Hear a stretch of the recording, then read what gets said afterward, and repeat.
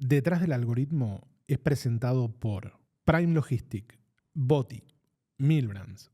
Franco, te la pusiste en la pera. Hay un periodo en el que uno se cree que es Dios. Bueno, evidentemente te la tenías que pegar para entenderlo. Quedé detonado. Emocionalmente era un fracaso tremendo. ¿Fuiste a buscar la revancha? Obvio. Bueno, ok.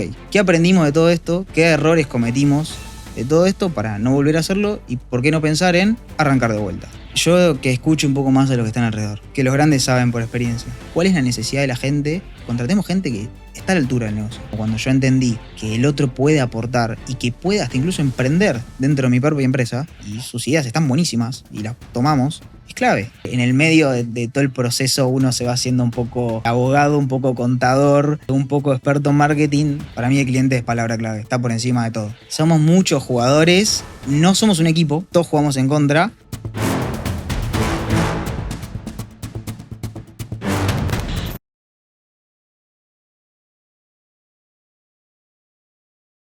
Franco, te la pusiste en la pera.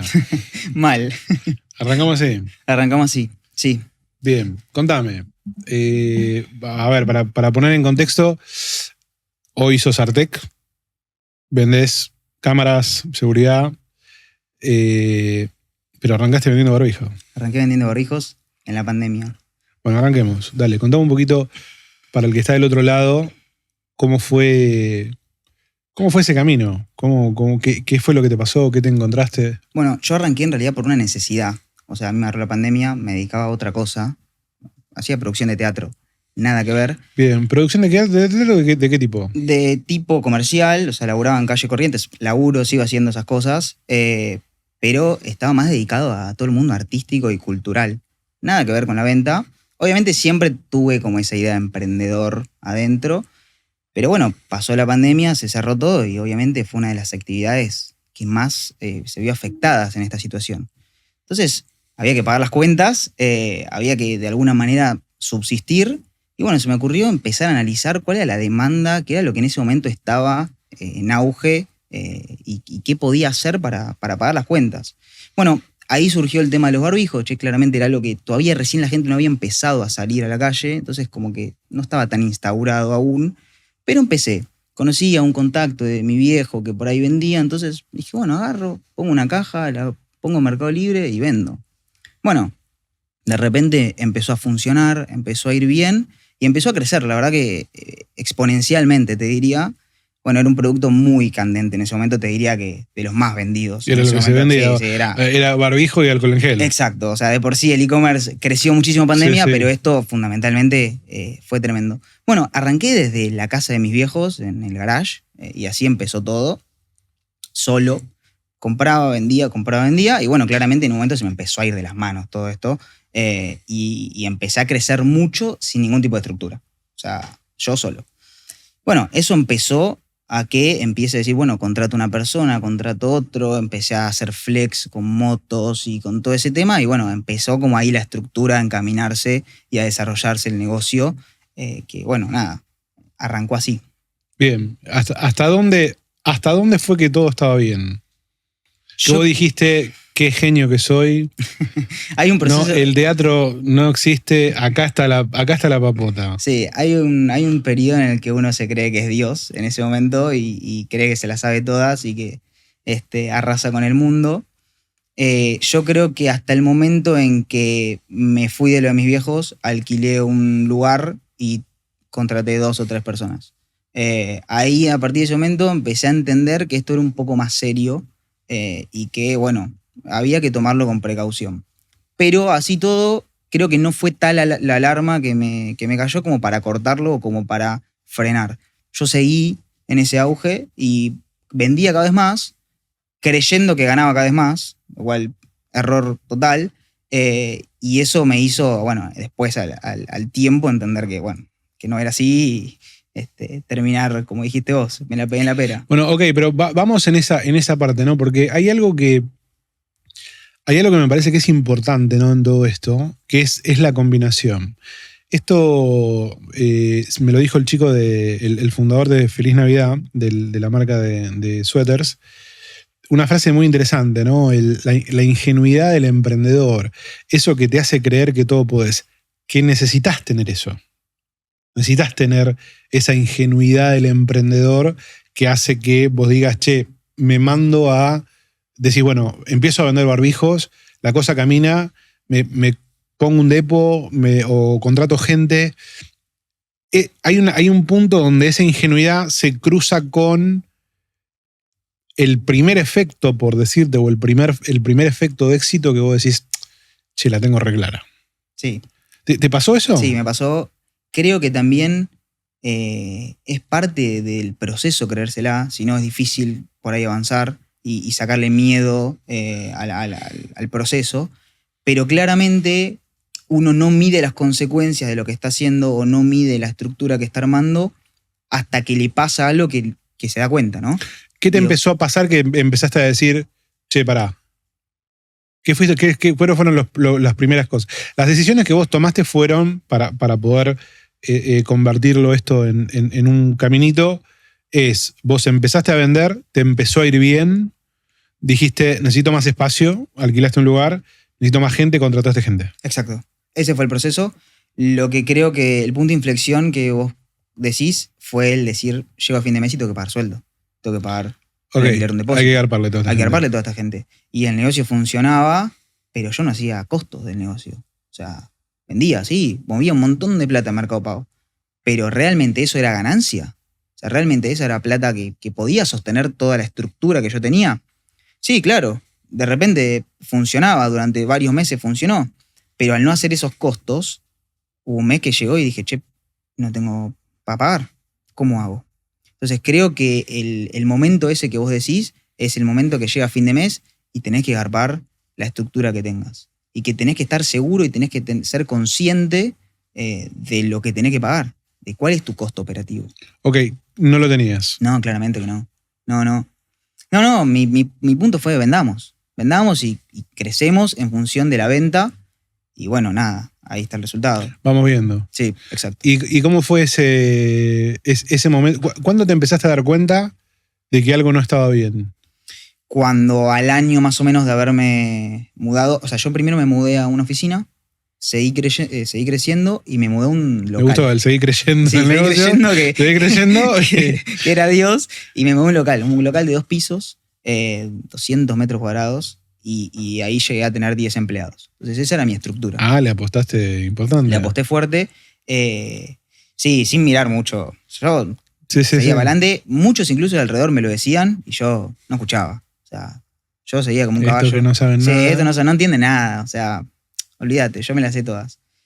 Y bueno, ese fue el punto. Al año, más o menos, año y medio, un poco ya como terminando la pandemia, mi único producto que vendía en ese momento eran barbijos. O sea, yo toda mi estructura la había armado en función de esos productos. Diferentes modelos, todo, pero era eso. Entonces yo tenía toda una estructura de un producto que se estaba terminando estaba terminando su auge. O sea, era ya el fin de la pandemia. Bueno, ahí me doy cuenta que tengo que pagar un alquiler y que tengo que pagarle a 10 empleados y que ya no vendo lo que vendía antes. Entonces, bueno, te replanteas y decís, bueno, ¿qué hago? La lógica es salgo a buscar nuevos productos. Salgo a ver qué puedo vender para sostener toda esta estructura. Pero no es algo que haces de un día para el otro. Muchísimo menos con una estructura tan grande como la que tenía yo. Es un proceso de analizar el mercado, de ver qué comprar, de conseguir buenos precios, de vender y de que esa rentabilidad de todo ese proceso banque esta estructura. Bueno, claramente no era algo fácil y cuando yo me di cuenta ya era tarde y el mismo negocio me fue comiendo el capital con el que había arrancado y lo que había ganado. Ok. ¿Y hasta dónde llegó eso? ¿Llegaste a cerrar? Cerré. Sí. Pude arreglar, o sea, rescindí el contrato con el local que tenía en ese momento. Obviamente con toda la gente arreglé lo que tenía que arreglar. Quedé detonado. Tuve que salir a pedir ayuda para poder solucionar. Yo lo que quería cumplir era con toda la gente y con todos los compromisos que tenía. Me había pasado que había emitido mucho cheque para comprar mercadería. Entonces no solo tenía que pagar todo eso, sino cubrir también la parte económica de la empresa. También me pasó que tenía en ese momento un socio que yo había delegado mucha responsabilidad en él por confianza y quizá no tenía la capacidad 100% para llevar adelante esas tareas que yo le había encomendado. Entonces creo que ahí fue un grave error haberle dado tanta tanto peso, pero sí, terminé de esa manera, obviamente muy endeudado en ese momento para poder salir y cerrar todo. ¿Y qué te pasó emocionalmente ahí? No quería ir al local el último tiempo no iba. No podía ir. Emocionalmente era tremendo, porque no puede ser que todo esto que yo armé se desmorone tan rápido. Emocionalmente era un fracaso tremendo y sí, el último tiempo casi que no podía ir, no podía entrar. Qué loco, ¿no? Eso, como la cabeza de uno se aleja de lo que creó por desilusión. Bueno, mi viejo en ese momento me decía, pero Fran, es tu local, vení, o sea, hay cosas, llévate, no sé, había escritorios y demás, y era más fuerte que yo. O sea, lo vi tiempo después esto, ¿no? En ese momento yo me atajaba por ahí en otra cosa y decía, no tengo tiempo. Nada, todo mentira. O sea, en ese momento, después con el tiempo entendí que no, era emocional, que yo no podía ver cómo eso había terminado de esa manera. ¿Y qué vino después? Bueno, después vino el proceso de recuperarse de esa deuda que me había quedado, que para mí era lo principal, o sea, resolver todo ese tema. Previo a pensar en volver a armar algo o lo que sea, primero era resolver. Una deuda que había fiscal, la deuda que había económica, la deuda que había con proveedores, era un poco encaminar eso, que terminó resolviéndose con otro negocio, de la producción que te contaba al principio de teatro. ¿Volviste al teatro? Volví al teatro. Vamos a lo que sabemos. Vamos a lo que sabemos y salgamos de este fondo, de este oscuro. Paguemos todo lo que debemos, que era lo importante. La verdad es que también me ayudó mucho las relaciones cercanas que había hecho con los proveedores, incluso con los empleados. Entonces, la verdad es que pude sentarme con ellos, explicarles nada más que la verdad, y me bancaron en eso, así que siempre agradecido a los proveedores y a todos los que en ese momento pudieron darme una mano, y de a poco fui pagando. Bajo el teatro y demás, fui pagando todo lo que debía, hasta que ponele que un año más o menos después quedé en cero. Y ahí me senté y dije, bueno, ok, ¿qué aprendimos de todo esto? ¿Qué errores cometimos de todo esto para no volver a hacerlo? ¿Y por qué no pensar en arrancar de vuelta? ¿Y cuál fue esa lista? Es grande la lista, es grande. Pensá que sos joven, tenés 24 años. Sí. Pensá que del otro lado hay un pibe que está ahora vendiendo, no sé qué, smartwatch, porque están de moda. Están de moda, que están todos, les aviso, que están todos comprando smartwatch por $3.000 en China. O sea que en 6 meses tenemos una inundación de smartwatch lleno. ¿Qué le dirías? De ese aprendizaje, ¿no? Sí. Todavía no está el Franco que hizo el negocio nuevo. No, está claro. De ese aprendizaje. Yo que escuche un poco más de lo que están alrededor. Que los grandes saben por experiencia. Que se rodee de gente que entienda un poco de esto, de la parte contable, de la parte legal, del desarrollo de negocio.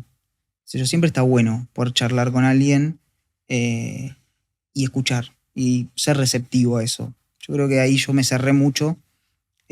Por esto creo que la ambición te lleva a eso también, y la falta de experiencia y el quizá crecer mucho con tan poca edad. Entonces crees que sos Galperín, y eso te lleva a tomar decisiones erradas.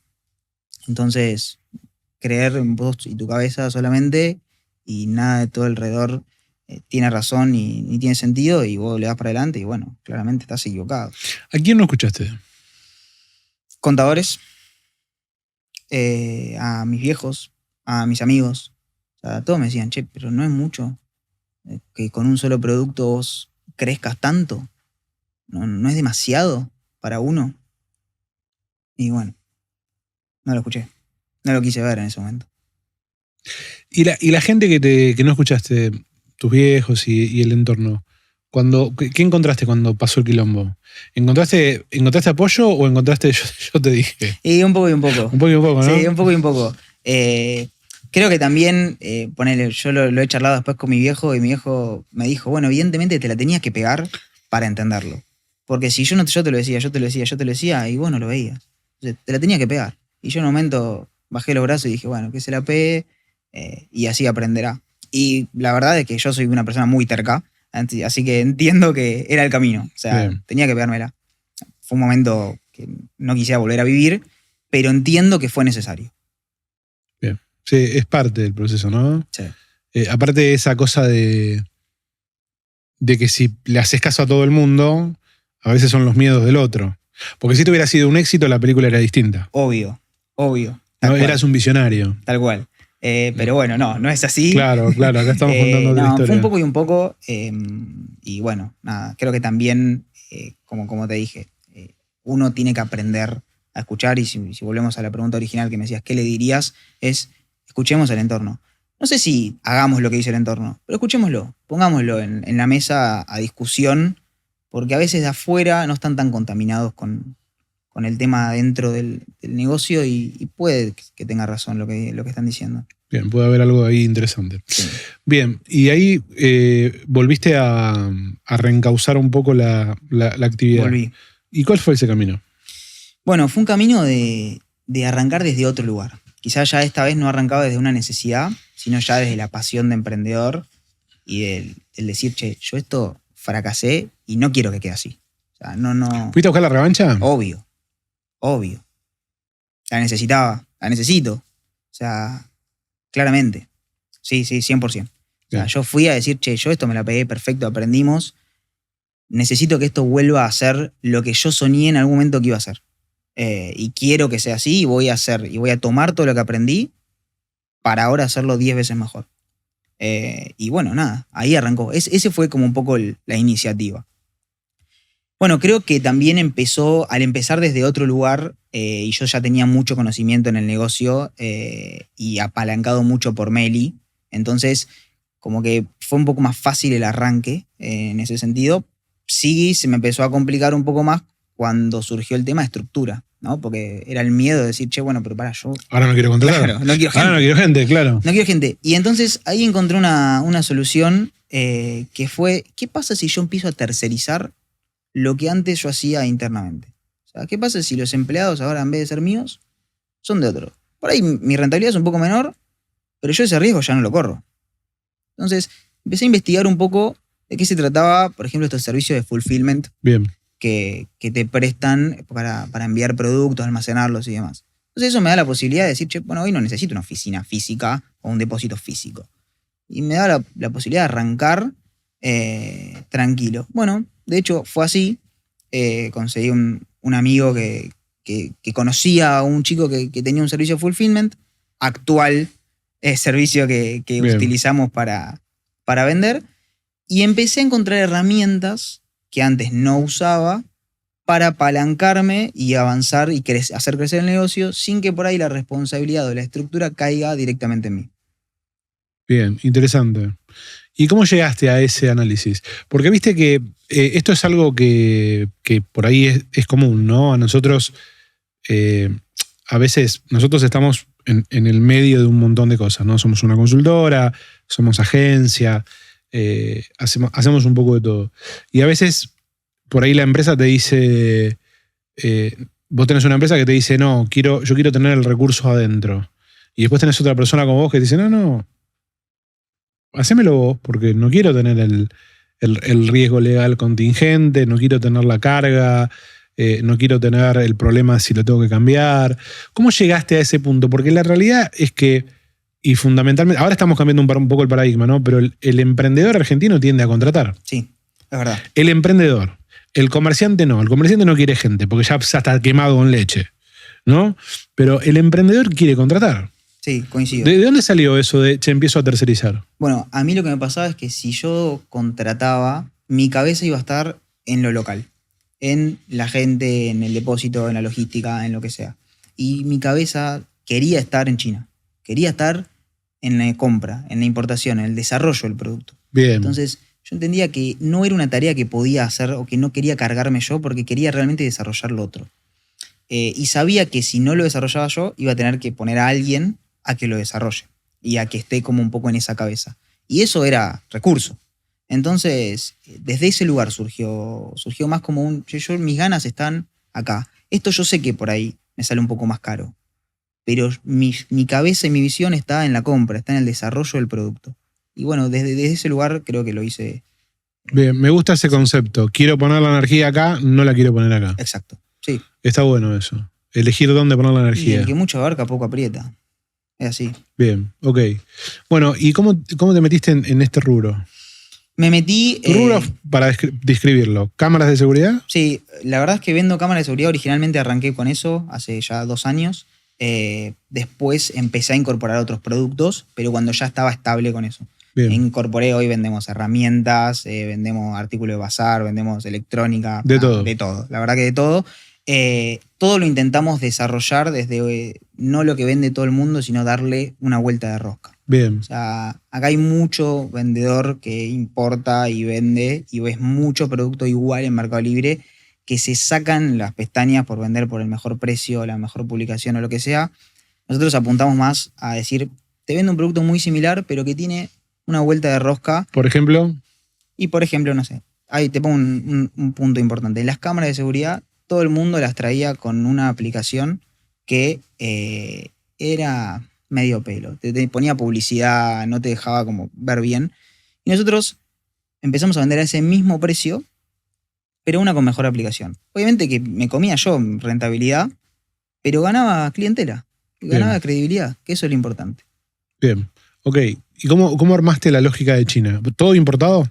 El 80%. Ok. Hay una parte que la importamos directo nosotros, hay una parte que utilizamos una importadora que nos trae a pedido. Bien, ok. ¿Cómo funciona eso? ¿Por qué saliste a importar? Contame ese camino. Bien. Bueno, originalmente uno siempre busca el mercado local. O sea, hay un montón de lugares acá que se puede comprar mercadería y se puede vender. Lo que pasa es que cada vez son más los importadores que empiezan a vender en Mercado Libre. Entonces ese margen de ganancia cada vez se achica y como te digo, si bien creo que hay un concepto errado de que Meli se vende por precio, que no comparto, pero el 90% cree que sí y entonces se sacan las pestañas por vender más barato y por los proveedores acá en Argentina, en Buenos Aires o en Capital, que estamos acá. Entonces yo me fui directo al origen del tema y empecé a ver que los mismos productos que se vendían acá, allá se conseguían, daban los precios para vender, pero más allá de eso le buscamos una vuelta de rosca más, como para diferenciarse, si no entras en ese mismo mundo que entran todos. La idea era decir, bueno, que Artec sea referente de que no es lo mismo que todo el mundo. Bien. O sea, tiene una vuelta de rosca. Y eso en China es fácil de hacer. Los chinos siempre son muy abiertos a satisfacer tus necesidades y eso me parece que está buenísimo. Entonces es empezar a buscar la vuelta en cuál es la necesidad de la gente, escuchar mucho a los clientes y intentar trasladarle esa necesidad y satisfacérselo. ¿Y desarrollás productos en China? Desarrollo de productos en China. ¿Marca propia? ¿Marca de chinos? Marca propia. Marca Artec. Ok, Artec. Sí. Bien, yo compro un producto tuyo y dice Artec. Correcto. Bien. ¿Cómo? ¿Fuiste a China? No fui a China. Bien, está bueno eso. No fui a China. No, todo desde acá. Bien, ¿y cómo hiciste ese camino?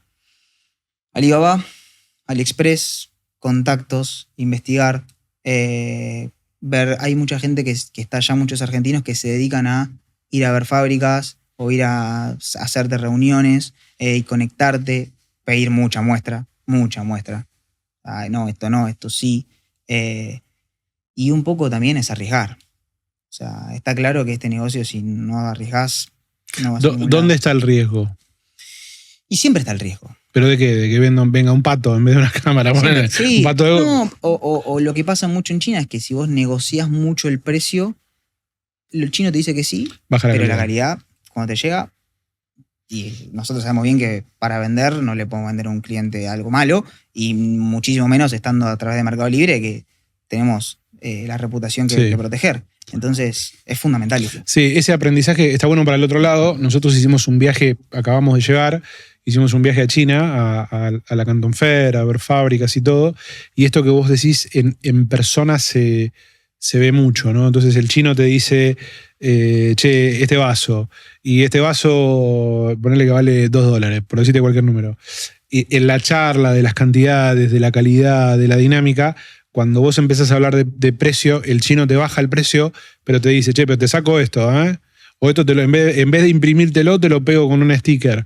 Y hay un montón de cosas que si no entendés, te comes un bajón. Exacto. Bueno, a mí me ha pasado fue por experiencia que lo aprendí, digo, con una info de cámaras, que claro, yo dije, wow, las trajo un preciazo. Con esto salimos a reventar.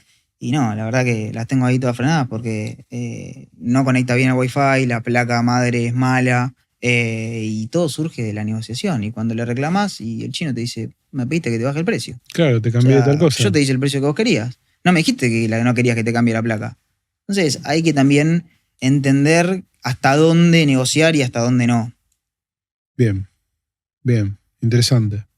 Bien, y empezaste a importar. Empecé a importar, sí. ¿Y qué empezó a pasar en el negocio ahí? Y empezó a abrirse una nueva rama que también era la venta mayorista. Ok.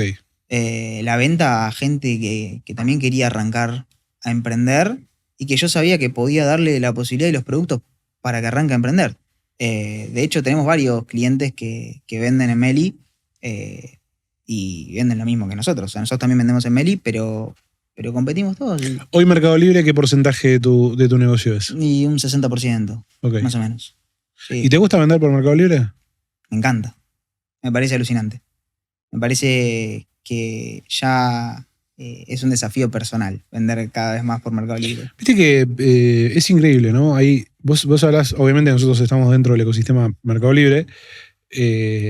Vos tenés empresas y vendedores que están completamente alineados y cuando ves un caso como el de Gartnick, que Juanpi acá decía, nuestra estrategia está alineada a Mercado Libre y vos ves el éxito de la compañía y después ves gente del otro lado de la vereda que te dice no es negocio. Pero si hay un montón de gente haciendo negocio, ¿qué es lo que no ves? ¿Qué crees que le pasa a la gente que ve de afuera que dice que no es negocio? Que lo ve como alguien que le mete la mano en el bolsillo y no como un socio estratégico. Yo creo que Meli, es verdad, sí, vas a ganar mucho menos que si lo vendes en tu local. Eso es una realidad. Pero vas a vender 10 veces más. Vas a llegar a Córdoba, que si estás en Capital no llegás. Vas a llegar a Misiones, que si estás en Capital no llegás. Vas a ofrecerle una experiencia de compra al cliente que por ahí en tu local no se lo ofreces. Que le llegue a su casa en el mismo día.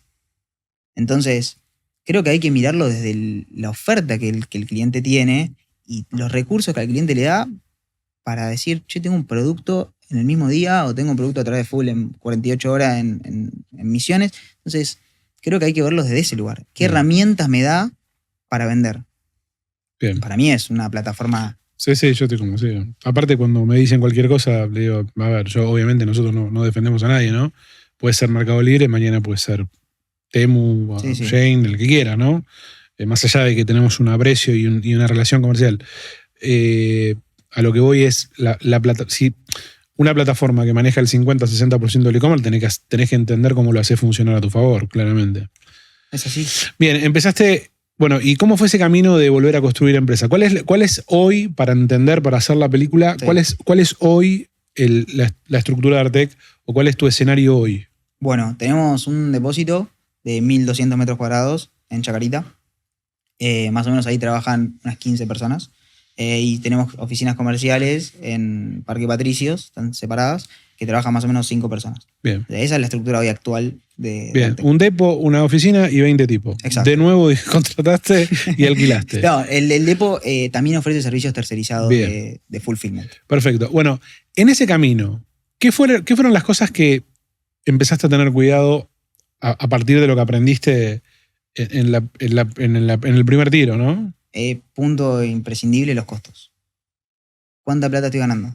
No cuánto estoy facturando. ¿Cuánto estoy ganando de lo que facturo? La contabilidad. Bien. Eso es algo que me parece fundamental. Digo, para cualquier persona que por ahí está en la misma, es eso. Realmente hay que saber cuánto uno está ganando. Con todos los impuestos, las cargas sociales, lo que sea, pero entender cuál es el margen de ganancia que uno tiene. Porque creo que eso es lo que te permite crecer o no crecer. O sea, decir si estoy dentro del parámetro o no. Me parece que ese es el punto inicial. Y el segundo punto es qué proyección de crecimiento tengo y qué capacidad de crecimiento tengo en función de mi facturación. O sea, porque a mí lo que me pasó es que yo crecía mucho, pero crecía mucho y en proporción de ganancia no ganaba tanto. Entonces me terminaba comiendo mi profit con los gastos fijos. Entonces, creo que analizar cuáles son tus costos y cuál es tu proyección de crecimiento es fundamental para saber si aumentamos la estructura o no la aumentamos. ¿Y cómo medís eso? ¿Cómo medís la proyección? Y es difícil. Pero uno sabe, si uno tiene muy en claro cuáles son sus costos y cómo vienen mes a mes, uno puede proyectar cuál va a ser su ganancia del mes siguiente y del otro y del otro. Obviamente siempre hay márgenes de error, pero se puede hacer. Me parece que la base es saber cuáles son tus costos, cuáles son sus ganancias reales, cuáles son tus gastos y entender cómo todo eso afecta a la empresa y al funcionamiento de la empresa. Y más en importación donde tenés un flujo financiero distinto, ¿no? Porque vos tenés que comprar. Es tremendo. Y después lo vendés. Sí, tenés 120 días. Por ahí la plata parada y hasta que llega, hasta que lo vendes, hasta que lo liberás en aduana. O sea, hay un montón de procesos en el medio que hacen que es difícil financieramente calcularlo. Pero bueno, también creo que un gran aprendizaje de la anterior vez que no terminó tan bien fue rodearse de gente no tanto por confianza, sino más por capacidad. O sea, saber delegar en gente que realmente está capacitada para esa tarea. A ver, ¿qué pasó ahí? ¿Por qué? Porque los 10 principios eran todos amigos. Y no sé si todo amigo, pero era más contratemos por confianza. Contratemos por, bueno, che, tengo una persona para recomendarte. Y bueno, sí, decirle que venga a armar paquetes. Decirle que venga a responder preguntas de Mercado Libre. Que venga acá a modificar precios. Y en definitiva eso lo que termina haciendo es que armás un ecosistema que no es toda gente capacitada para el rol que está teniendo. Entonces creo que un gran aprendizaje de aquella vez fue eso. Es decir, che, contratemos gente que está a la altura del negocio. Que puedo escuchar y me va a dar un feedback real desde su conocimiento. Obviamente nosotros no somos expertos en nada y tenemos que escuchar al que sabe, al que está todos los días respondiendo un mensaje, una pregunta, atendiendo al cliente. O sea, es el que realmente tiene el contacto con el cliente, es el que hay que escuchar. ¿Por qué crees que pasa eso? Porque esto es lo que contaste es algo habitual, ¿no? En todas las empresas. Salvo al contratar al primero que aparece y lo meto, y por ahí no le damos bola si sabe o no sabe, y cuando nos pegamos el palo, después decimos, no, vamos a buscar gente que sepa. ¿Por qué crees que subestimamos la tarea? Porque creo que creemos que nosotros controlamos todo. Y no es así. Hay otros factores, ¿no? El precio es uno, o sea, el valor que por ahí tiene una persona que sabe versus el amigo de un amigo es distinto. Pero en definitiva creo que es eso. Es que creemos que el otro no tiene tanto para aportar en mi empresa. Que es simplemente cubrir un rol. Punto. Ok. Cuando yo entendí que el otro puede aportar y que puede hasta incluso emprender dentro de mi propia empresa y sus ideas están buenísimas y las tomamos, es clave. Porque ya no es uno solo pensando en cómo hacer crecer la empresa. Son varios. Entonces empieza a armar un ecosistema que crecemos todos juntos y tiramos ideas y obviamente en el medio hay un montón de cosas que no funcionan, pero sí, de vez en cuando alguna cae y decís, che, mira qué buena esta idea. Acá se pagó. No se me hubiera ocurrido nunca. Claro. Pero por ahí surge del estar en ese lugar. Entonces, me parece fundamental. Yo intento escuchar mucho a la gente que me rodea y creo que hoy pude armar un equipo que me suma un montón en cuanto a conocimiento. Después la confianza es algo que se va construyendo con el tiempo, pero me parece fundamental aprender o entender que la gente que te rodea en el negocio, al que le estás confiando a tu emprendimiento, tiene que saber lo que está haciendo. Es fundamental eso. Sí, porque si el que tiene que hacer no sabe, tenés 2 laburos. Y lo estás pagando 2 veces. Exacto. Y es un problema común. Es re común. A mí me pasó. Es un problema muy común. Sí.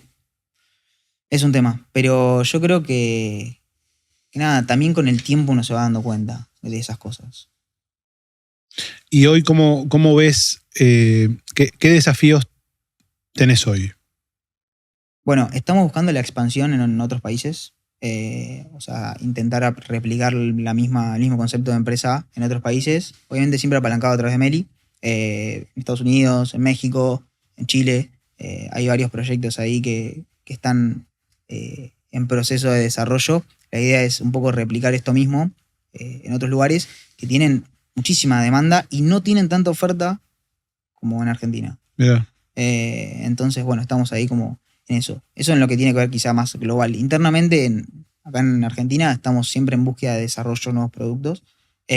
¿Cómo buscas productos? Desde mucho TikTok. Hay mucho en TikTok que es tendencia. Yeah. O sea, el TikTok, por lo menos desde mi punto de vista, en el exterior marca mucha tendencia de lo que va a venir acá. Y Ok. lo que se va a poner de moda acá. Eso me parece fundamental y lo hemos probado con muchas cosas y la verdad es que ha funcionado. Lo veo México. Lo veo en México, lo veo en Estados Unidos y inevitablemente a los 3 meses acá la pega. 4 meses, 5 meses. Ok, entonces no lo ves acá. Mirás la tendencia de México Exacto. y Estados Unidos. Mirás en Estados Unidos, en Europa. Creo que pasa con las grandes marcas también a nivel ropa, indumentaria y Sí, demás, sí. es eso. Pero sí, hay una tendencia en el exterior que siempre termina llegando acá y acá el que la ve antes es el que mejor la hace. Es así. ¿Mirás lo que venden otros? Para decir, che, mira, este vendido tantas cámaras, o este tantos modelos de esta cámara, voy a traer tal modelo. Sí, recontra. Ok. Sí, obvio, la competencia hay que mirarla, hay que Sí, analizar. vienen por tu castillo, ¿no? Es terrible. Obvio. Una vez alguien, no me acuerdo quién fue el que me dijo la frase, y me quedó grabada. Me dice, vienen por tu castillo. Hay que Es así. meterle. Hay que estar todo el tiempo analizando lo que vende el otro. Pero no contándole la costilla, sino también, che, ¿por qué el otro vendió este mismo modelo y yo no lo estoy vendiendo? ¿Qué estoy haciendo mal? O sea, ¿por qué yo no lo vendo? ¿Por precio? ¿Porque no estoy comunicándolo bien? ¿Porque no le gusta al cliente? ¿Porque no tengo una buena publicación? Lo que sea. Digo, también sirve como un autoanálisis, ver cómo está el mercado. Nosotros no somos los dueños de la verdad. Si no es que si no vendemos nosotros porque el producto no tiene demanda. Quizás hay algo que estamos haciendo mal y nos damos cuenta a raíz de cómo está el mercado. Bien, interesante reflexión. ¿Cómo ves este escenario donde, bueno, a mí me pasó ahora que estuve en China, ya lo dije varias veces, lleno Argentina. Lleno. Levantabas una baldosa, no sé si es el efecto hotel, viste, que las agencias de acá venden los mismos hoteles, pero es más, mucha gente de la comunidad, Mariano, yo creo que me saludaron más en la calle de China que acá en Buenos Aires. Yo creo que dentro de 6 meses vamos a inundar los productos de productos importados. ¿Cómo ves esto de diferenciarte cuando viene un escenario de mucha importación? Bueno, es un tema. Es difícil. Creo que también los que venimos hace mucho tiempo venimos haciendo carrera para que no cualquiera que por ahí arranca a importar pueda volar el mercado. También hay un tema de oferta y demanda. O sea, esto que vos decís va a pasar y en algún momento también hay determinada oferta y determinada demanda. Entonces, si hay mucha oferta y no está la demanda, va a ser un tema porque vamos a tener que empezar a bajar los precios y se va a complicar. Creo que va a ser un boom, va a ser un auge y que en algún momento se va a estabilizar. Es un tema de mercado. Okay.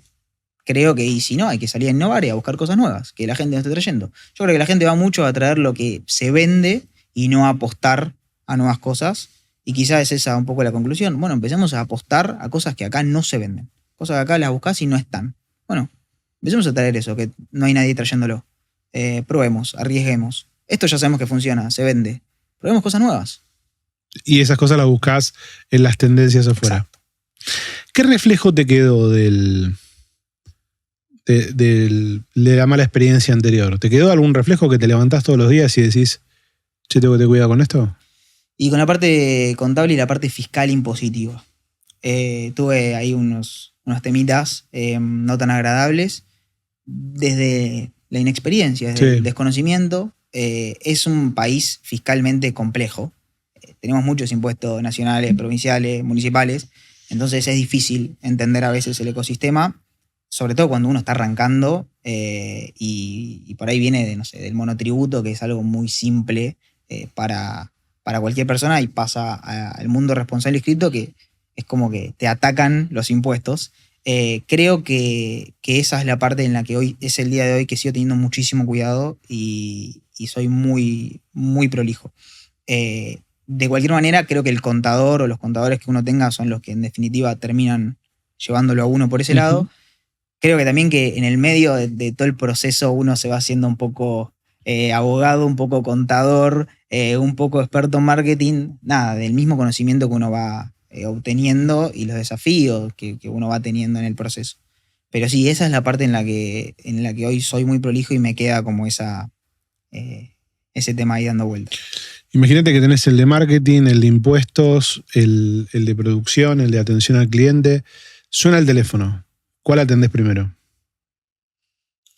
Uf, qué tema. El de atención al cliente. El de atención al cliente. Para mí el cliente es palabra clave. Está por encima de todo. Ok. Por encima de todo. Sí. El resto por ahí puede esperar. El cliente no. El cliente hay que responderle, hay que atenderlo, hay que darle bola.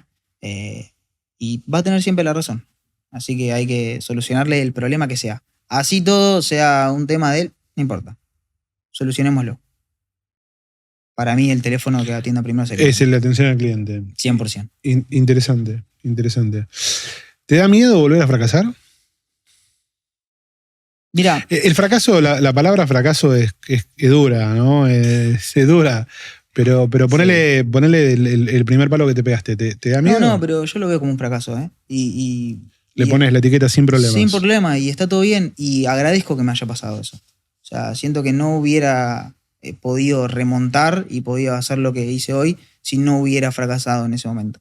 O sea, es un aprendizaje del cual lo volvería a pasar. ¿Es un garrón? Sí. Estamos todos de acuerdo que no se lo deseo a nadie ese momento, pero es necesario a veces. Por lo menos en mi persona, que soy una persona muy terca, era necesario.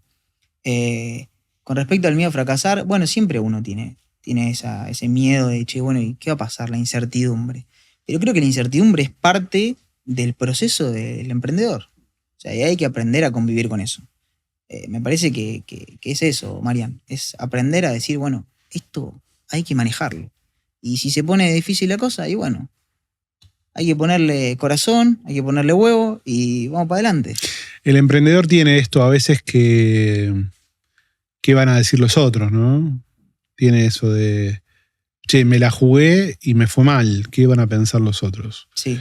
Me parece que es un tema complejo que hay que superar. Sí, hay que confiar en uno mismo. Sí, no sé si coincido que tenés que confiar. A veces no todo depende de uno, por más que todo dependa de uno, ¿viste? A veces son cosas que, es como vos decías, ¿no? Un poco contador, un poco abogado, un poco marketing, un poco todo, pero son muchas variables. Y a veces se te escapa la tortuga con alguna. Y a veces por ahí subestimaste alguna y te pega fuerte, ¿no? Y esto, yo empecé, ya tengo 48, tengo varios negocios, varias empresas encima, y hace mucho tiempo empecé a decir, porque me pasaba, por ahí le sirve al que está del otro lado, ¿no? Me pasaba esto de, obviamente, fracasé muchas veces, tuve más éxitos que fracasos, o en realidad tuve más fracasos que éxitos, pero los éxitos pagaron por todos los fracasos. Y en un momento me preocupaba mucho el fracaso, pero no por fracasar, sino por la mirada del otro ante el fracaso. Y eso lo aprendí a manejar así. Cada vez que me preguntaban, ¿cómo va el negocio? Muy bien, pero se puede ir a la mierda en cualquier momento. Y esa fue la herramienta que usé yo para entender que, che, hoy va bien, pero esto se puede ir a la mierda. Tal cual. ¿No? De saber, por más que uno espera que no, y obviamente cuando uno emplea gente, que hay un montón de familias, trabaja para que eso no pase, pero a veces hay que cuidarse psicológicamente de ese lugar, ¿no? Sí. Porque te quemás, si no. Sí. No, las decisiones, el cerebro de uno mismo a veces juega muy en contra, y creo que a veces es hasta incluso el principal desafío que uno tiene, su propio cerebro. Y el silencio y lo que uno piensa y que te viene a la cabeza y qué pasa si esto sale mal y si el otro sale mal. Bueno, nada, tranquilo. Yo intento siempre, como a veces si estoy muy estresado, salgo a caminar, música, y vuelvo y por ahí ya pienso distinto. Y creo que hay que tomarse, ¿viste? A veces como un rato como para bajar un cambio y bajar todo eso. Porque a veces es mucha la responsabilidad que uno tiene, las presiones que uno tiene, las decisiones constantes que uno tiene que tomar. Y obviamente que la cabeza en un momento se satura también. De todo lo que se te pasa por la cabeza, ¿cuánto es paranoia y cuánto es realidad? El 80% es paranoia. Es paranoia, somos todos unos paranoicos, ¿no? Obvio. Sí. O sea, del 80% que se me pasan las cosas por la cabeza, pues muy poco termina sucediendo. Y hasta incluso gran parte de todo eso se puede cambiar. Hay mucho cuidado con esto, cuidado con lo otro. O sea, esto va a salir mal, esto... No. Tranquilo. O sea, hay que entender que a veces la cabeza juega un papel muy en contra, así como también nos puede jugar muy a favor. Y entenderse a uno mismo y conocerse a uno mismo, y saber cuándo está tomando una buena decisión o cuándo está alimentado por por el franco que le dice que está todo mal y que va a salir todo mal. ¿Cómo tomas decisiones? Me gustó esa idea de, che, ¿cuándo estoy tomando una buena decisión y cuándo estoy tomando una decisión desde la paranoia, ¿no? Del psicopateo propio? Sí, bueno, yo intento no tomar decisiones en el mismo día. Es algo que sea algo muy urgente. Las decisiones grandes intento por lo menos analizarlas una noche. Che, llega la noche, antes de irme a dormir, pensar, bajar un cambio, por ahí intentar no hablar más del tema, no hablar, como que creo que a veces relajar un poco y salir y abstraerse de por ahí el foco, que es re difícil, porque a veces uno la cabeza la tiene pensando constantemente en ese problema que tiene que resolver, pero abstraerse y mirar un poco afuera, charlar con alguien que no tiene nada que ver con el negocio, eso es algo que hago mucho. Tengo un amigo que nada, hablo mucho con él, no tiene nada que ver con el negocio, no sabe de la operación del negocio, pero me sirve porque tiene una visión de afuera que te transmite una opinión que no está contaminada con nada de lo que tenga que ver ese problema. Entonces creo que eso está bueno también. Y es tomar la decisión tranquilo, sabiendo que la decisión que uno está tomando es la correcta. Uno se puede equivocar o no, pero que seguro que tiene que tomar esa decisión. Entonces, está tranquilo y sostenerla a rajatabla. No dudar. Tratás de alejarte un poco de ese momento, de ese hype que por ahí te paranoiquea Sí, y tomás decisiones desde un lugar equivocado. Sí. Es interesante disociar eso. Es como el mail, ¿no? Cuando, viste que yo en un momento era común esto, ¿no? Decir, che, te vas a mandar un mail heavy, no lo mandes, escribilo, dejalo en la bandeja ahí en el borrador y mañana lo mandás. Y cuando lo lees al otro día, lo cambiás todo. Me fui al carajo. Claro. Acá me fui al carajo. Sí, exacto. Y lo cambiás y lo mismo haces con las decisiones. Exacto. Está bueno eso. Y está bueno también hablar con gente que no tiene nada que ver con el negocio. Sí, porque los que tienen que ver, obviamente te van a dar su opinión, pero siempre está contaminada por algo que tiene que ver con el negocio. Cuando hablas con alguien de afuera, te da su opinión objetiva, en función de lo que vos le estás diciendo. Cabeza, de lo que por ahí puede estar viendo. Exacto. Algo que vos no estás viendo. No porque tenga la razón, sino porque es algo más que uno pone en la mesa a la hora de tomar la decisión. ¿Cuáles son las claves que para vos hoy determinan el éxito de cualquier negocio? De cualquier negocio, y te lo pongo en contexto, de un vendedor de Mercado Libre. Ok. En un ecosistema, te la complejizo un poquito, en un ecosistema donde es muy fácil aprender de Mercado Libre hoy. Sí, hay mucha información. Creo que la perseverancia es fundamental. Hay que saber esperarlo al negocio. En general, a los negocios hay que saber esperarlos, pero puntualmente a este... ¿Qué esperás? Bueno, si estamos hablando de Mercado Libre, si yo hago una publicación, hay que esperarla, hay que medirla, hay que esperar a que agarre el algoritmo. No podemos estar esperando publicar algo y mañana venderlo. No va a suceder, salvo que lo regales, no va a pasar. Entonces, tranquilo. Creo que la perseverancia es una de esas, esperar es otra, y que te apasione, que realmente te apasione. Me parece que esa es la fundamental, Marian. No sé si que te apasiona vender en Mercado Libre, pero sí que te apasione lograr cosas, lo que sea. Digo, planteárselo como un desafío. Yo quiero ser mercado líder. Perfecto. ¿Qué tengo que hacer para ser mercado líder? Tengo que vender. Bueno, hagamos este desafío. Yo sé que no lo voy a hacer de la noche a la mañana. Bueno, perfecto. ¿Qué tengo que hacer?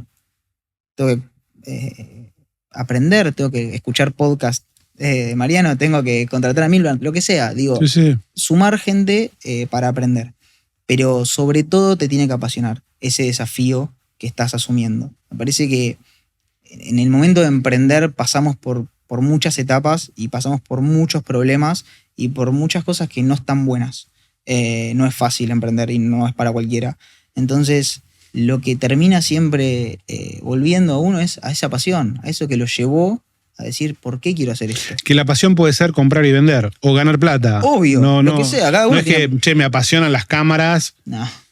No, digo, claro, obvio. ¿viste? Sí, porque sí. A veces cuando vos hablas con alguien que vende cosas que vos decís, che, vendo autopartes, ponele, y no, me apasionan las autopartes. Por ahí te gustan los fierros, pero te tiene que gustar la venta. Exacto, sí, el comercio. Yo lo veo a Mercado Libre como un juego en un punto. O sea, es un juego. Somos muchos jugadores, no somos un equipo, porque todos jugamos en contra, pero somos muchos jugadores y es el que juega mejor. O sea, es el que juega mejor. El otro por ahí le encontró la vuelta a hacer tal cosa y con eso destacó y pegó la publicación y le fue bien. Y la verdad que yo lo aplaudo. O sea, es eso. Es constantemente estar buscando la manera de sobresaltar con el resto. ¿Jugás a algún jueguito? ¿Sos gamer o estás lejos de eso? No, jugué en su momento mucho al Call of Duty. Bien. Pero vos sabés que hay un patrón que yo es algo que tengo escrito por ahí, que todavía no vio la luz, no sé si la va a ver. Empecé a ver un patrón hace unos años en que los vendedores, los más pendejos, muy orientados al gaming, muy metidos en juego, eran los que más crecían. Y era por dos variables. Primero, entender que es un juego y que vos tenés que ir logrando cosas, ¿no? De decir, che, tengo que lograr esto, para lograr esto, y la velocidad en la toma de decisiones de qué cosas tenés que hacer. Y cuando vos ves Mercado Libre como un juego, cuando lo entendés como un juego, es todo mucho más claro el panorama. Mucho más claro el panorama. Exacto. Yo por eso hace tiempo que lo empecé a ver. Es interesante que hayas tenido esa visión. Sí. No es una visión porque es la mezcla de dos mundos, es la mezcla del mundo porque Mercado Libre lo que hace claramente, como cualquier plataforma tecnológica, te premio. Como es un jueguito. ¿No? Te voy premiando. ¿Para qué? Para que hagas lo que hace que venda más. ¿No? Exacto. No me acuerdo quién fue que me dijo una vez que tenía una charla re pendeja, porque era una charla pendeja, una discusión tonta, que yo le explicaba, Mercado Libre lo único que quiere es que vendas más, porque cuando vos vendes más gana, no hay tanta ciencia. ¿Sabes por qué? Porque me decía que Mercado Libre lo estaba como tapando para que no venda. Le digo, no hay ninguna lógica para esto. Si vos entendés la plataforma como un juego, como si estuvieras jugando, las probabilidades de éxito son mucho más grandes. Tal cual. Y yo lo entendí así hace un tiempo y incluso mi equipo también lo entendió así. Intenté transmitir eso y cada uno cumple un rol en ese juego distinto, pero todos jugamos bajo el mismo equipo y todo el tiempo, lo que pasa es que Meli está todo el tiempo innovando y metiendo cosas nuevas. Sí. Y creo que parte del juego es también siempre estar a tiro con eso. O sea, cuando salió lo de los clips, ponele. Todos los que agarraron los clips de entrada y los que se pusieron en un estudio a hacer clips, está bien, es un periodo corto, pero la repegaron. Pero pasar por ahí. Las publicaciones primeras durante un montón de tiempo y no había product ads, no había nada no había nada que sea mejor y que para el algoritmo que los clips. Entonces creo que también tiene que ver con ver la oportunidad. Y eso es la manera de verlo, es el juego. O sea, yo lo veo así. Yo tengo la oportunidad de estar primero. Bueno, ¿cómo hacemos? O sea, y así, todo el tiempo van surgiendo cosas nuevas. No es que Mercado Libre se queda en lo que ya está y no innova, no. Todo el tiempo. Todo el tiempo. Suben cosas nuevas y creo que hay que tomarlas todo el tiempo y meterse y probar. Pero son dos mundos, ¿eh? Y está buena la visión y está bueno que lo pongas arriba de la mesa. Porque son dos mundos. Es el mundo de la persona que entiende la dinámica del juego y es el mundo de la persona que ve la plataforma como el comercio en otra época, ¿no? Entonces, a mí me tocó, tuve la oportunidad de dar una charla en la Mary Experience justo con el equipo de Clips. Y yo cerré la charla con una frase que para mí representa lo que la diferencia entre los vendedores exitosos y no en la plataforma. Digo, hay vendedores que creen para ver, que son los que dicen, che, Clips, vamos. Che, ¿cuál es la nueva? Tal cosa, ads, dale, vamos. Y hay vendedores que necesitan ver para creer. Y esa distancia de tiempo entre que vos, che, bueno, ahora te creo, ya está, ya perdiste la ventaja. Es que en algún momento los clips, digo, van a todos tener clips. Entonces ya está. 6 meses le queda. Se terminó. 6 meses. Bueno. Saludos al equipo de Clips. Que yo soy un gran promotor de ideas nuevas y a mí Clips me encantó porque aparte vos entrabas, era fantástico. Yo entraba a buscar una cámara y de repente vos que no habías vendido cámaras, que no tenías la mejor cámara, pero habías hecho el clip, me aparecía a mí. Entonces empezabas a ganar tráfico desde un lugar completamente lateral. ¿Cuándo se acaba eso? Y cuando hay 85.000 clips. Tal cual. Pero lo bueno de esto es que hay todo el tiempo cosas nuevas. Sí. O sea, todo el tiempo hay cosas para innovar y para sumar y para meterse ahí, subirse a esa rueda y probar. Quizá hay muchas que no funcionen. pero de vez en cuando la pegás en una, dentro de esa cabeza de jugar a probar todo el tiempo y a ver, si Mercado Libre te lo está pidiendo, por algo es. Sí. O sea, yo tengo esa visión. O sea, si me está pidiendo que suba un clip, si me está pidiendo que le ponga cuotas, si me está pidiendo que haga una variante, lo que sea, por algo me lo está pidiendo. O sea, no me lo va a pedir porque si no quiere que labure sin sentido. Entonces, verlo de esa manera, y yo se lo doy lo que me está pidiendo, obviamente que él, como decís vos, me termina premiando. Sí, hay dos cosas, ¿no? Hay una propia que es la propia dinámica del sistema. Que esto tiene que ver, no tiene que ver con Mercado Libre, tiene que ver con un flywheel que sale de Amazon, que lo que dice Amazon, un día le preguntan a Jeff Bezos, che, ¿qué es lo que, en qué estás pensando? O le preguntan qué es lo que va a cambiar en los próximos 10 años, ¿no? Y el tipo dice, bueno, dentro de 10 años te vas a dar cuenta de lo que estoy pensando hoy que va a pasar dentro de 10 años, pero lo más importante no es lo que va a cambiar, lo importante es lo que no va a cambiar, porque lo que no va a cambiar es lo que podés construir vos. Y la dinámica de los marketplaces es así, muchos vendedores, ¿qué es lo que los consumidores siempre van a querer? El mejor precio con la mejor condición. Obvio. Entonces, si vos creás un escenario donde hay muchos vendedores compitiendo entre sí, vas a crear ese mejor precio con mejor condición y vas a traer consumidores, y si hay consumidores va a haber vendedores. Es un flywheel natural. Entonces, Mercado Libre, desde mi visión, tiene como dos partes. Tiene una parte que es, che, ¿hasta dónde podés competir? ¿Hasta dónde podés ser más eficiente? Porque a veces, ojo que se entiende mal el bajar el precio. No, pero a veces, incluso Jeff Bezos lo dice mucho, hay una frase de Jeff Bezos que es brutal, que es, tu margen es mi oportunidad. ¿Por qué? Porque si vos ganás 10, ¿bien? Pero yo soy más eficiente que vos y puedo bajar el precio siguiendo ganando 10, te bajo el precio, te gano y yo gano lo mismo.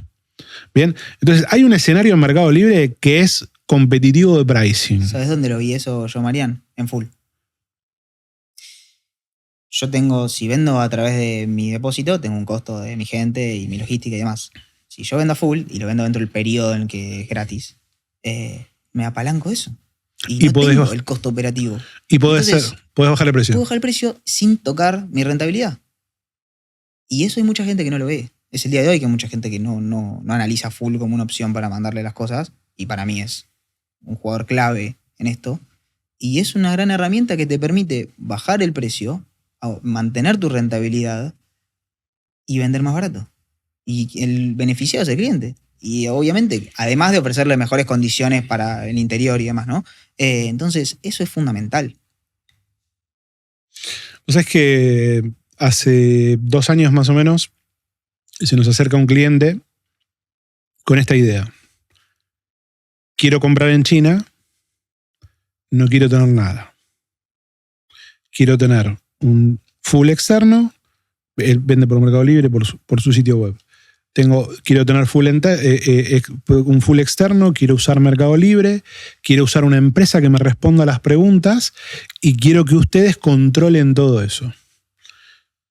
En ese momento era medio, bueno, vamos a ver qué sale. Y él nos pidió, lo que nos dijo claramente, lo que hicimos un contrato, sí, claramente, sí, claro, no me pueden soltar la mano. ¿Por qué? Porque si en el medio me soltás la mano, claro, me caigo. Al principio, cuando empezamos a charlar y empezamos, un tipo de una empresa de 80 personas, ¿no? Que dijo, estoy arrancando.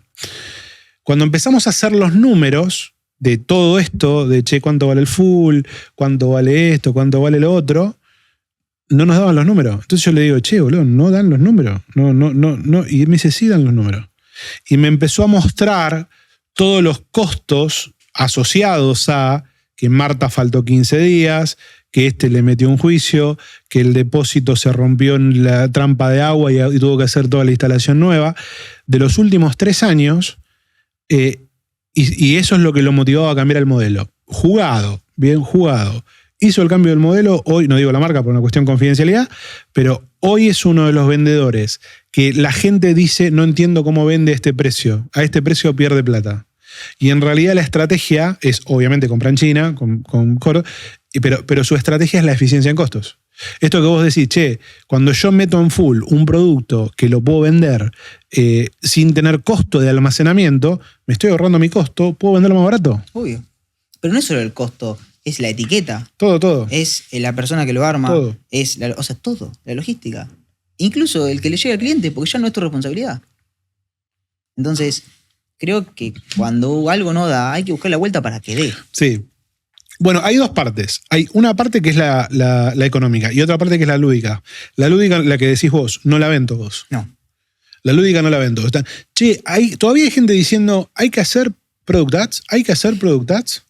Yo le digo, mira, ahora obviamente es un mercado súper competido, ¿no? Pero hace un año, un vendedor que hacía product ads vendía un 30-40% más solo por hacer product ads. ¿Qué pasa? Hoy ya no es tanto el número, pero hay un montón. Lo mismo que ahora, tengo que hacer mi página. Sí. ¿Para qué sirve? No sé, pero en algún momento te va a servir. Claro. ¿No? Sí, a mí con lo que pasa con Product Ads es que lo veo como un juego dentro del juego. Bien. O sea, me parece alucinante analizar el rendimiento de cada publicación, por qué la gente entra y no convierte o por qué la tasa de publicidad es tan alta. Che, hay muchas publicaciones de esto. Digo, como empecé a analizar ya puntualmente, ¿no? Ya es hilar muy fino quizá, pero me parece excelente. Y es un desafío que está buenísimo y creo que es una herramienta que da Meli que no todos la utilizan como hay que utilizarla. No, yo creo que el 80-90% de los vendedores no entendió la película. Me van a putear unos cuantos por esto. No entiende que es un juego. Es un juego. Lo que pasa es que como es negocio es difícil verlo como un juego. Pero cuando vos entendés el concepto lúdico de la plataforma, desde el punto de vista de la gamification, ¿no? Esta cosa de esto es como cuando es lo mismo que un programa de vas al lavadero. Cuando vos vas al lavadero y te dicen, al lavadero de auto, ¿no? Y te dicen, bueno, al 10º lavado te damos uno gratis, lo que te están haciendo es la conducta para tener un premio. Acá pasa lo mismo. Obvio. Che, si vos haces esto, tenés más posicionamiento. Si vos haces esto posiciona acá. Y a la larga, visibilidad mata cualquier cosa. Tal cual. Bueno, yo hace tiempo que dejé de darle bola a la facturación. Y le empecé a dar más bola a la cantidad de ventas. Unidades vendidas. Unidades vendidas. Porque en definitiva, no me preocupa tanto a qué precio vendo, sino quiero vender más cantidad de unidades. A mí particularmente me pasa que quiero que mi marca se expanda, ¿no? Entonces voy por esa estrategia. Pero Product Ads te da esa posibilidad. Decir, che, bueno, ok, ¿cómo hago para vender un poquito más? Está bien, estoy vendiendo, pero un poquito más. ¿Contra quién estoy compitiendo hoy cabeza a cabeza? ¿Por qué me está ganando un poco? ¿Por qué estoy perdiendo acá en la publicación? ¿Por qué no convierto? Entonces, mis publicaciones han cambiado de foto, han cambiado de descripciones, han cambiado en la ficha técnica un montón de veces. Pero tiene que ver con siempre intentar buscar darle información a la gente para que no duden en comprarme a mí. Entonces, yo creo que ese cambio constante, y no todos lo entiendan. Hay gente que tiene la misma foto publicada hace años y por ahí vende, pero podría vender muchísimo más. Y creo que eso de por ahí podés vender mucho más es un concepto que no todos lo ven. El cambio que uno puede tener, la diaria, el análisis constante es fundamental, por lo menos desde mi punto de vista. Sí. Pero bueno, pero tiene que ver con esta visión que vos tenés bueno, hay mucha gente que entiende, ¿no? Que hay que tocar y que hay que meter, pero en general cuesta verlo, porque a la larga se termina simplificando como comercio, ¿no? Como otro canal más y por ahí las reglas son distintas de los canales. Tal cual. Sí, lo que pasa es que creo que no se puede medir con la misma vara que a cualquier otro canal de venta. Exacto. O sea, es un juego completamente distinto, que hay que jugarlo de otra manera, tiene otros márgenes, tiene otros costos, entonces no jugamos tanto a la venta por unidad, sino a la venta por volumen. Creo que es algo que eso está cambiando en general en la Argentina. Sí. A empezar a decir, che, ya ese 30% que queríamos ganar antes no lo vamos a ganar más. Pero eso no pasa en ningún lugar del mundo, ¿eh? No, lo que pasa es que la incertidumbre, la economía argentina medio que te cubrían durante mucho tiempo si vos ganabas eso.